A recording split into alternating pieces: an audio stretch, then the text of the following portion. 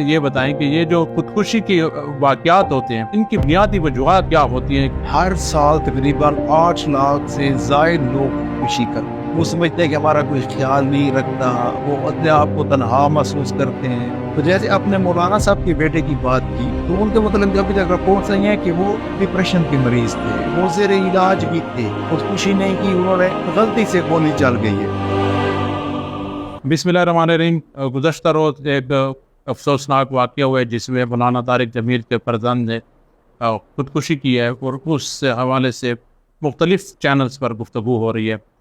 گزشتہ روز ہم نے اس پر مذہبی پوائنٹ آف ویو سے گفتگو کی تھی کہ اسلام اس متعلق کیا کہتا ہے خودکشی کے متعلق اور ان کی وجوہات کے متعلق۔ تو آج ہمارے ساتھ معروف سائیکائٹرسٹ ڈاکٹر شاہد مسعود خٹک موجود ہیں۔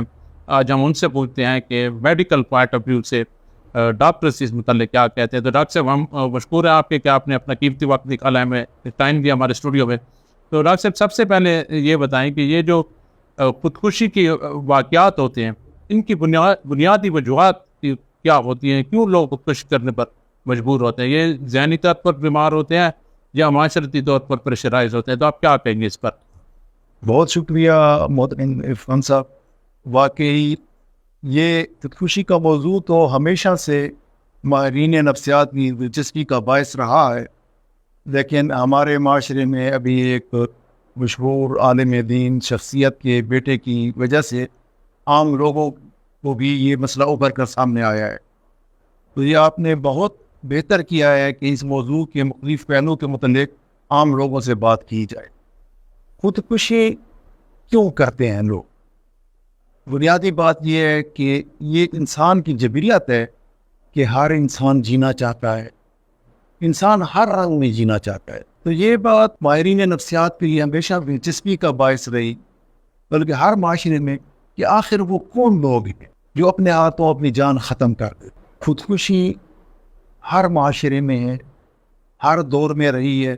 موجودہ دور میں اقوام متحدہ کے اسٹیٹسٹکس کے مطابق ہر سال تقریباً 8 لاکھ سے زائد لوگ خودکشی کرتے ہیں، اور یہ دنیا کے ہر خطے میں اور ہر قوم اور مذہب میں پائی جاتی ہے۔ خودکشی کے چند اسٹیٹسٹک میں آپ کو بتا دوں۔ بلکہ مشرق میں تو ڈاکٹر صاحب، مغرب میں تو سنا ہے کہ اس کے واقعات زیادہ رونما ہوتے ہیں۔ جی، ایک وہاں پر جو ہے ریکارڈنگ یا وہاں پر جو ہے رپورٹنگ کا سسٹم زیادہ بہتر ہے، وہاں ہوتا ہے، لیکن میری رائے میں طویل عرصے تک بحیثیت سیکیٹرسٹ کام کرنے کے کہ ہمارے معاشرے میں عموماً اس قسم کے واقعات کو دبا دیا جاتا ہے۔ اس کی ڈاکٹر صاحب بنیادی وجوہات کیا ہوتے ہیں؟ انسان اپنے قیمتی زندگی جو انسان کی بہت قیمتی چیز ہے اس کو کیوں ختم کرتا ہے؟ اسی کے طریقے ڈپریشن ایک ایسی بیماری ہے میں جو سب سے اہم وجوہات جو ابھی تک بتائی گئی ہیں کہ خودکشی کرنے والے 50% سے زیادہ لوگ ایک ایسی بیماری کا شکار ہوتے ہیں جس کو ہم ڈپریشن کہتے ہیں،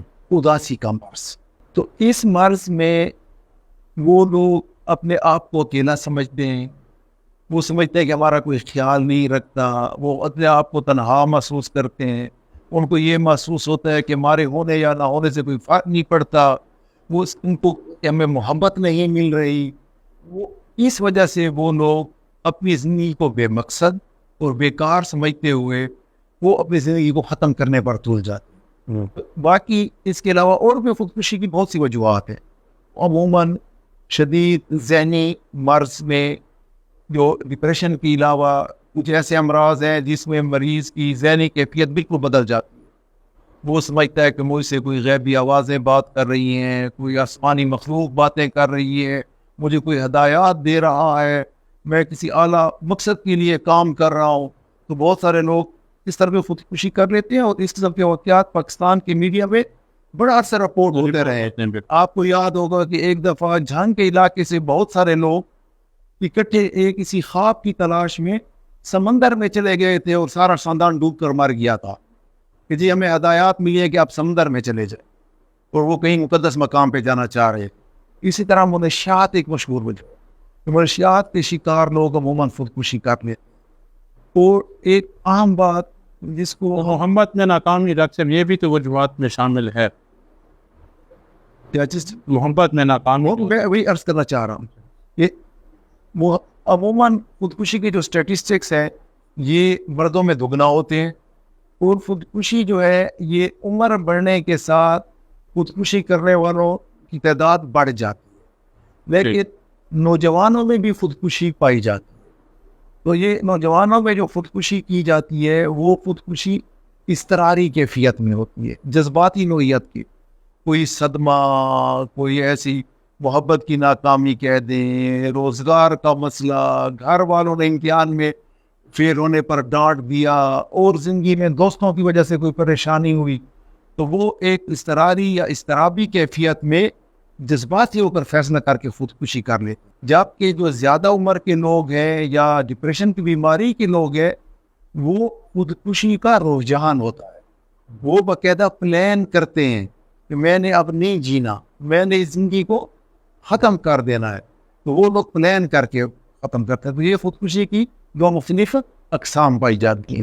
اچھا ڈاکٹر صاحب یہ بتائیں کہ ایک تو ڈپریشن کا مرض ہے، دماغی امراض میں اور بھی کوئی ایسے امراض ہیں جس کی وجہ سے لوگ اس جانب جائیں، خودکشی کی جانب جائیں، یا اپنے آپ کو نقصان پہنچانے کی کوشش کریں، یا صرف ڈپریشن کے مریض جو ہیں وہ اپنے آپ کو نقصان پہنچاتے ہیں؟ جی نہیں، جیسے میں نے عرض کیا کہ تمام خودکشی کرنے والوں میں 50% سے زیادہ لوگ ڈپریشن کے مرض کا شکار ہوتے ہیں، لیکن جیسے میں ابھی بتا رہا تھا کہ چند شدید ذہنی امراض جن کو ہم سائیکوسس کہتے ہیں، ان کے میڈیکل نام شیزوفرینیا ہے، اس میں مریض کی ذہنی کیفیت بدل جاتی ہے، تو وہ سمجھتا ہے کہ میرے ساتھ غیبی مخلوق باتیں کر رہی ہے، مجھے ہدایات مل رہی ہے، تو وہ اس شدید ذہنی مرض میں خودکشی کو سمجھے جانے بغیر اپنی جان لے لیتا ہے۔ وہ سمجھتا ہے کہ میں کسی ایک مخلوق کے کہنے پر یا دیوتاؤں کے کہنے پر عمل کر رہا ہوں، ہے بھی مجھے وہ غیبی وجوہات، تو اس میں کم مقدار ہوتے ہیں، لیکن ڈیفینیٹلی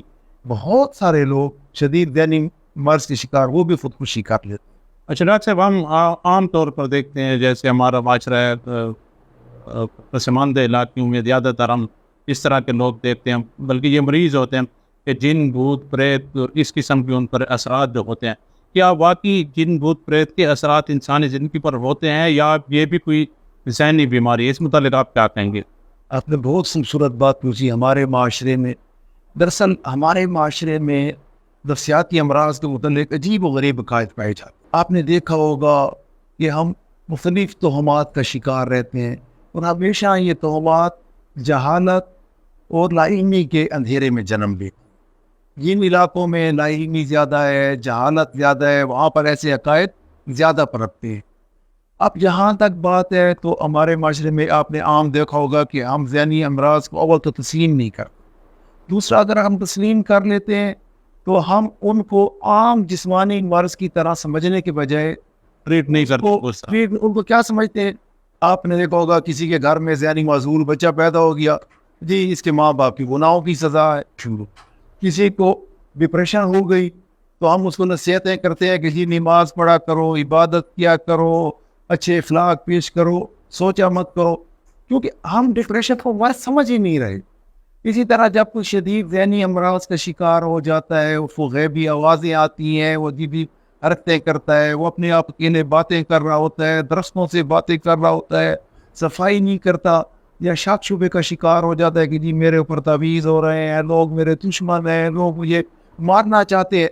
تو کیونکہ ہمارے معاشرے میں بنیادی طور پر ذہنی یا نفسیاتی مرض کو مرض ہی تسلیم نہیں کیا جاتا، تو ہم اس کو کسی نہ کسی جانب ایٹریبیوٹ کر دیتے ہیں کہ جی یہ جنات ہے، یہ پری ہے، یہ سایہ ہے، یہ دیو ہے۔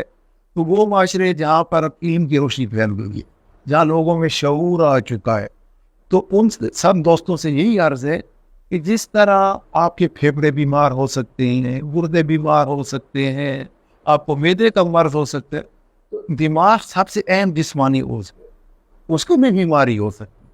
وہ نفسیاتی امراض اسی طرح مختلف وجوہات کی وجہ سے مرض ہوتے ہیں اور قابل علاج ہیں جس طرح کے عام جسمانی امراض ہوتے ہیں۔ اچھا ڈاکٹر صاحب نارملی ابھی تک تو ہم یہ سنتے آئے کہ یہ معاشی حالات، غربت، تنگدستی، ان وجوہات سے بھی ڈپریشن ہوتی ہے، لیکن یہ جو حالیہ واقعہ ہوا ہے مولانا طارق جمیل کے فرزند کا واقعہ جو ہوا ہے، تو اس میں تو یہ تھی کہ وہ ایک متمول خاندان تھا، مذہبی طور پر بھی ان کا رجحان بہت اچھا تھا، تو اس بات نے تو اس بات کی نفی کیا ہے کہ ڈپریشن یا اس طرح کے جو امراض ہوتے ہیں وہ غربت، تنگدستی یا مذہب کی دوری کی وجہ سے ہوتے ہیں. تو اس حوالے سے آپ کیا کہیں گے؟ میں ڈپریشن دو قسم کی ہوتی ہے جس نفسیات.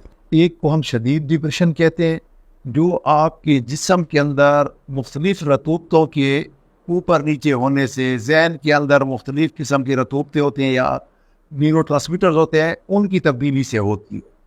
تو وہ ڈپریشن ہر ایک کو کہیں بھی ہو سکتی ہے. اس کا کسی مذہب کے ساتھ، کسی قوم کے ساتھ، دولت کے ساتھ تعلق نہیں ہے. ایک ڈپریشن جس کو ہم ہلکی یا نیوراٹک ڈپریشن کہتے ہیں، اس کا تعلق ماحول کے ساتھ یا معاشی ناہمواری، آرزوؤں کا ہجوم، روزگار کا نہ ہونا، گھریلو جھگڑے، ماحول میں پریشانی، سماج کے دکھ، تو وہ ان وجوہات کی وجہ سے ہو سکتی ہو. عام طور پر ہم نے جیسے میں نے عرض کیا کہ جب ہم کسی جسمانی بیماری کو، جیسے کہ اب کسی کو خدا نخواستہ شوگر ہے یا دل کا مریض ہے، اس نے اسٹینٹ ڈالے ہوئے ہیں، ہم کبھی اس کو گناہوں کی سزا یا مذہب سے دوری کی وجہ قرار نہیں دیتے. تو اسی طرح نفسیاتی امراض بھی صرف محض مذہب کی دوری یا گناہوں کی سزا نہیں ہے، یہ مرض ہے. اگر جب ہم یا خلل ہے دماغی نظام، یہ ایگزیکٹلی اس طرح کا مرض ہے، اس میں سماجی وجوہات کا، ماحول کا، لوگوں کے رویوں کا لازماً اثر ہوتا ہے. لیکن جب ہم اس کو ایک مرض کے طور پر علاج کریں گے بجائے اس کو کہ ہم یہ شخص مذہب سے دور ہے، یہ گناہوں کی وجہ سے ہے، تو اس وجہ سے ہم اس کا علاج صحیح طریقے پر نہیں کر سکتے. تو جیسے اپنے مولانا صاحب کے بیٹے کی بات کی تو ان کے مطلب ابھی تک رپورٹس آئی ہیں کہ وہ ڈپریشن کے مریض تھے، وہ زیر علاج بھی تھے. ابھی کچھ اس قسم کی رپورٹس بھی آ رہی ہیں ان کی فیملی کی طرف سے کہ جی انہوں نے خودکشی نہیں کی، انہوں نے غلطی سے گولی چل گئی ہے. تو بہرحال یہ ابھی تک میڈیا میں اس قسم کی باتیں چل رہی ہیں. تو زیادہ تر کیونکہ خودکشی کا کھا گیا ہے، اور اگر وہ مریض تھے اور وہ ڈپریشن کا علاج کر رہے تھے اور وہ ان کے متعلق یہ بھی بتایا گیا کہ وہ ڈپریشن کی شدید نوعیت کا شکار تھے کہ وہ ECT جس کو الیکٹیو کنورژن تھراپی یا عام زبان میں برقی جھٹکے کہتے ہیں، تو شاید وہ بھی وہ لگاتے رہے. جی بالکل، الیکٹرک شاک بن کو لگا. جی اگر ڈاکٹر سے کوئی بات آپ کرنا چاہیں تو میسج دینا چاہتے ہیں تو میں ایک بات یہ کہنا چاہوں گا کہ جو لوگ خودکشی کرتے ہیں وہ اندیہ دیتے ہیں، وہ ارد گرد کے لوگوں کو بتاتے ہیں، ان میں خودکشی کا رجحان پایا جاتا ہے. ان کی بات سے، ان کی جسمانی نقل و حرکت سے، ان کی باتوں سے وہ اظہار کر رہے ہوتے. یہ ان کے ارد گرد رہنے والے، ان کے دوست احباب، ان کے خاندان کے لوگ وہ اس مسئلے کو سنجیدہ نہیں لیتے.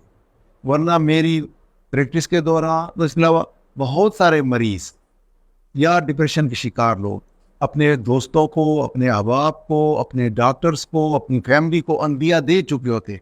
تو ایسے مریضوں کے ساتھ ان کو اکیلا نہ چھوڑیں، ان کے ساتھ محبت کا رشتہ رکھیں، ان سے جڑ کر رہیں، ان کو سہارا دیں.